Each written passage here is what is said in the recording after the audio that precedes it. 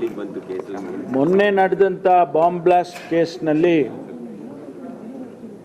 ಅದಕ್ಕೆ ಸಂಬಂಧಪಟ್ಟಂಥ ರೀತಿಯಲ್ಲಿ ಇವತ್ತು ಹಿರಿಯ ಅಧಿಕಾರಿಗಳು, DG ಅವರು, ಕಮಿಷನರು ಮತ್ತು ಎಲ್ಲ DCPಗಳು, ಅಡಿಷನಲ್ CPಗಳು ಎಲ್ಲರ ಸಭೆಯನ್ನು ಕರೆದಿದೆ.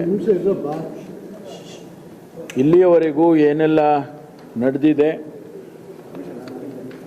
ಅದನ್ನು ಚರ್ಚೆ ಮಾಡಿ ಇವತ್ತು ಮುಂದೆ ನಾವು ಏನು ಮಾಡಬೇಕು ಅಂತಕ್ಕಂಥ ವಿಚಾರಗಳನ್ನು ಕೂಡ ಚರ್ಚೆ ಮಾಡಿದ್ದೇವೆ. ನಮಗೆ ಇಲ್ಲಿವರೆಗೆ ಯಾರು ಆ ವ್ಯಕ್ತಿ ಬಂದಿದ್ದ, ಅವನು ಬ್ಯಾಗ್ ಇಟ್ಟು ಹೋಗಿದ್ದಾನೆ, ಇದೆಲ್ಲ CCTVನಲ್ಲಿ ಕ್ಯಾಪ್ಚರ್ ಆಗಿರ್ತಕ್ಕಂಥದ್ದು. ಅದನ್ನು ಲೀಡ್ ತಗೊಂಡು ತನಿಖೆಯನ್ನು ಅವತ್ತೇ ಪ್ರಾರಂಭ ಮಾಡಿದ್ದಾರೆ. ಈಗಾಗಲೇ ಅನೇಕ ಗುಂಪುಗಳನ್ನು ರಚನೆ ಮಾಡಿ ಎಲ್ಲ ಆ್ಯಂಗಲ್ನಲ್ಲೂ ಕೂಡ ತನಿಖೆಯನ್ನು ಮಾಡ್ತಾ ಇದ್ದಾರೆ. ಬಹಳ ಪ್ರಾಮುಖ್ಯವಾದಂಥ ಕೆಲವು ಕುರುಹುಗಳು ಸಿಕ್ಕಿದ್ದಾವೆ. ಅದನ್ನು ಉಪಯೋಗ ಮಾಡಿಕೊಂಡು ಆದಷ್ಟು ಶೀಘ್ರವಾಗಿ ಅವರನ್ನು, ಆ ವ್ಯಕ್ತಿಯನ್ನು ಅರೆಸ್ಟ್ ಮಾಡ್ತಕ್ಕಂಥ ಕೆಲಸವನ್ನು ಪೊಲೀಸ್ ಮಾಡುತ್ತೆ.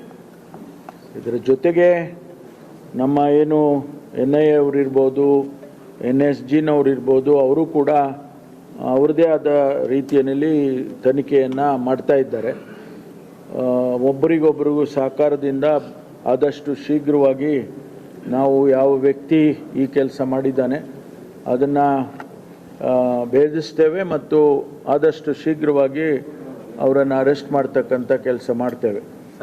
ಒಂದು ಬೆಂಗಳೂರಿನ ಜನತೆಗೆ ನಾನು ವಿನಂತಿ ಮಾಡ್ಕೊಳ್ತಕ್ಕದ್ದೇನೆಂದರೆ, ಯಾರೂ ಆತಂಕ ಪಡ್ತಕ್ಕಂಥದ್ದು ಅಗತ್ಯ ಇಲ್ಲ.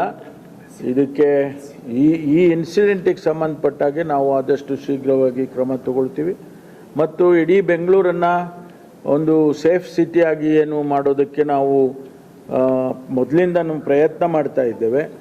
ಆ ದೃಷ್ಟಿಯಲ್ಲಿ ಕೂಡ ಎಲ್ಲ ಇಡೀ ಬೆಂಗಳೂರು ಸಿಟಿಯನ್ನು ಸೆನ್ಸಿಟೈಸ್ ಮಾಡಿ ನಮ್ಮ ಎಲ್ಲ DCPಗಳು ಅವರವರ ಏರಿಯಾದಲ್ಲಿ ಹೆಚ್ಚು ಪೆಟ್ರೋಲಿಂಗ್ ಇರ್ಬೋದು ಅಥವಾ ಬೇರೆ ಬೇರೆ ರೀತಿಯಲ್ಲಿ ಇಂಟೆಲಿಜೆನ್ಸ್ ಗ್ಯಾದರಿಂಗ್ ಇರ್ಬೋದು, ಅದನ್ನೆಲ್ಲವನ್ನು ಕೂಡ ಇನ್ನೂ ಹೆಚ್ಚು ಪರಿಣಾಮಕಾರಿಯಾಗಿ ಮಾಡೋದಕ್ಕೆ ಸೂಚನೆಯನ್ನು ಕೊಟ್ಟಿದ್ದೇನೆ. ಮಾನ್ಯ ಮುಖ್ಯಮಂತ್ರಿಗಳು ಕೂಡ ನಿನ್ನೆ ದಿವಸ ಅವರು ಹಿರಿಯ ಅಧಿಕಾರಿಗಳನ್ನು ಭೇಟಿ ಮಾಡಿ ಅವರು ಕೂಡ ಸೂಚನೆಯನ್ನು ಕೊಟ್ಟಿದ್ದಾರೆ. ಆದಷ್ಟು ಶೀಘ್ರವಾಗಿ ನಾವು ಕ್ಯಾಪ್ಚರ್ ಮಾಡ್ತೇವೆ. ಸರ್, ಈಗ ಆತನ ಗುರುತು ಪತ್ತೆ ಆಗಿದೆ. ಯಾಕೆಂದರೆ ಅವನು ಒಳಗಡೆ ಬಂದ ಸಂದರ್ಭದಲ್ಲಿ ಕ್ಯಾಪು, ಮಾಸ್ಕು, ಗ್ಲಾಸ್ ಎಲ್ಲ ಹಾಕೊಂಡಿದ್ದ. ಆತನ ಫೇಸ್ ಐಡೆಂಟಿಫೈ ಆಗಿದೆಯಾ? ಇದುವರೆಗೆ ಏನಾದರೂ ಲೀಡ್ ಸಿಕ್ಕಿದೆಯಾ ಅದ್ರ ಬಗ್ಗೆ? ಏನಾದರೂ ಅದೆಲ್ಲ ಟೆಕ್ನಿಕಲ್ ಡೀಟೇಲ್ಸು ನಾವು ಏನೆಲ್ಲ ಮಾಡ್ಕೋಬೇಕು, ಅವನ ಫೇಸನ್ನು ರಿಸ್ಟ್ರಕ್ಚರ್ ಮಾಡೋದಿರ್ಬೋದು ಅಥವಾ ಅವರದ್ದು ಎಲ್ಲ ಚಲನವಲನಗಳನ್ನೆಲ್ಲ ಆರ್ಟಿಫಿಷಿಯಲ್ ಇಂಟೆಲಿಜೆನ್ಸ್ ಇರ್ಬೋದು, ಅದನ್ನೆಲ್ಲ ಉಪಯೋಗ ಮಾಡಿ, ಟೆಕ್ನಾಲಜಿಯಲ್ಲಿ ಉಪಯೋಗ ಮಾಡಿ ಅದನ್ನು ಕಂಡಿಡ್ಕೊಳ್ತಕ್ಕಂಥ ಕೆಲಸವನ್ನು ಮಾಡ್ತಾರೆ. ಯಾವುದೇ ಡೀಟೇಲ್ಸನ್ನು ನಾನು ತಮಗೆ ಹೇಳೋದಕ್ಕಾಗೋದಿಲ್ಲ. ಯಾಕೆಂದರೆ ಇನ್ವೆಸ್ಟಿಗೇಷನ್ ನಡೀತಾ ಇರುವಾಗ ನಾನು ಕೆಲವು ಡೀಟೇಲ್ಸನ್ನು ನಿಮಗೆ ಹಂಚ್ಕೊಳ್ಳೋದಕ್ಕೆ ತೊಂದರೆ ಆಗುತ್ತೆ. ಅದು ಆ ಕಾರಣಕ್ಕೆ ಹೇಳಕ್ಕೆ ಬರೋದಿಲ್ಲ. ಇಂಡಿವಿಜುವಲ್ ವ್ಯಕ್ತಿ ಮಾಡಿದಾನೆ ಅಥವಾ ಅದರ ಸಂಘಟನೆ ಹಿಂದೆ ಗೊತ್ತಿಲ್ಲ, ಏನು ಗೊತ್ತಿಲ್ಲ. ಅದನ್ನು ಈಗಲೇ ನಾನು ಯಾವುದನ್ನು ಸ್ಪೆಕ್ಯುಲೇಟ್ ಮಾಡೋಕ್ಕೆ ಹೋಗೋದಿಲ್ಲ. ಅಲ್ಲಿ CCTVನಲ್ಲಿ ಆ ವ್ಯಕ್ತಿ ಕಂಡಿದ್ದಾನೆ ಅನ್ನೋದು ಒಂದು ಬಿಟ್ಟರೆ, ಅವರು ಸಂಘಟನೆ ಮಾಡಿದೆಯಾ ಅಥವಾ ಇಂಡಿವಿಜುವಲ್ ಆಗಿ ಮಾಡಿದಾನ, ಇವೆಲ್ಲ ಡೀಟೇಲ್ಸನ್ನು ನಾವೇನು ಕೂಡ ಈಗಲೇ ಹೇಳಕ್ಕೆ ಹೋಗೋದಿಲ್ಲ.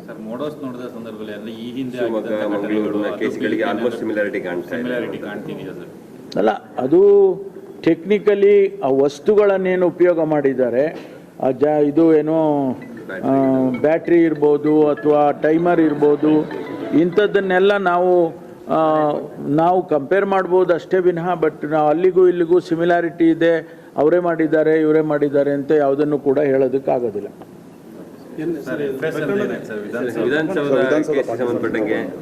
ಈಗಾಗಲೇ ನಾನು ಹೇಳಿದ್ನಲ್ಲ, ಮೊನ್ನೆ ಬೆಳಗ್ಗೆನೂ ಹೇಳಿದ್ದೇನೆ, ರಿಪೋರ್ಟು ಸಂಪೂರ್ಣವಾದಂಥ ಮಾಹಿತಿ ರಿಪೋರ್ಟ್ ಬರೋದಿದೆ. ಬಂದ ತಕ್ಷಣ ಅದರಲ್ಲಿ ಪಾಸಿಟಿವ್ ಬಂದಿದೆ ಅಂತ ಹೇಳಿದರೆ ಇಮ್ಮಿಡಿಯೇಟಾಗಿ within no time we will take action. ಈಗ ಬರಲಿಲ್ಲ ಅಂತ ಹೇಳಿದರೆ ನಾವೇನು ಮಾಡೋಕ್ಕಾಗೋದಿಲ್ಲ. ಇಟ್ ಈಸ್ ಟೆಕ್ನಿಕಲ್ ಡೀಟೇಲ್ಸ್, ಅದನ್ನು ಕಾಯ್ತಾ ಇದ್ದೀವಿ. ಬಂದ ತಕ್ಷಣ ಇಫ್ ಇಟ್ ಈಸ್ ಪಾಸಿಟಿವ್, ಯಾವುದೇ ಮುಲಾಜಿಲ್ಲದೆ, ನಾನು ಸದನದಲ್ಲೂ ಹೇಳಿದ್ದೇನೆ, ಈಗಲೂ ತಮ್ಮ ಮುಂದೆ ಹೇಳ್ತೇನೆ, ಯಾವುದೇ ಮುಲಾಜೆ, ಯಾವುದೇ ಒತ್ತಾಯಕ್ಕೆ ಮಣಿದೆ ನಾವು ಕ್ರಮ ಮಾಡ್ತೀವಿ. ಒಂದು ಬಾರಿ FSL ರಿಪೋರ್ಟ್ ಬಂದಿದೆ, ಮತ್ತೆ ಕ್ಲಾರಿಫಿಕೇಶನ್ಗೆ ಮತ್ತೆ ಕ್ಲಾರಿಫಿಕೇಶನ್ ಪ್ರಶ್ನೆ ಬರಲ್ಲ. ಕಳಿಸಿದ್ದಾರೆ. ನೋ ಯಾರು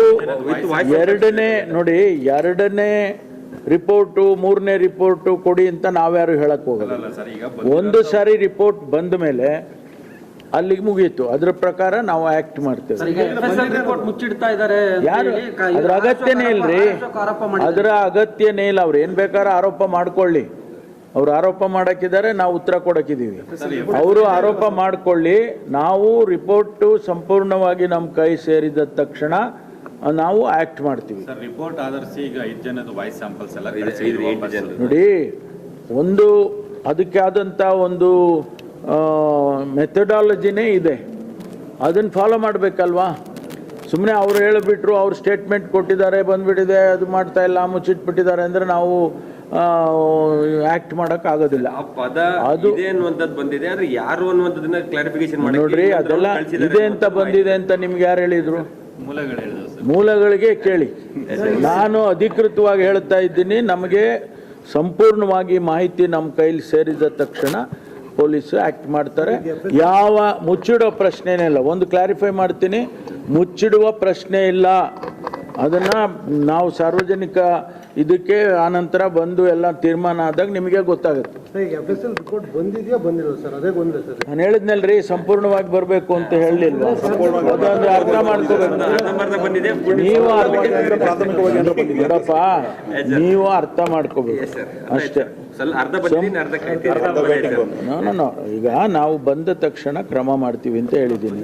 ಅದ್ರ ಮೇಲೆ ಬಂದಿದ್ಯಾ ಇಲ್ವಾ, ಹೆಂಗ್ ಬಂದಿದೆ, ಎಷ್ಟು ಸೆಂಟೆನ್ಸ್ ಬಂದಿದೆ, ಎಷ್ಟು ವರ್ಡ್ ಬಂದಿದೆ, ಅವೆಲ್ಲ ಹೇಳಕ್ಕಾಗ್ತದೆ.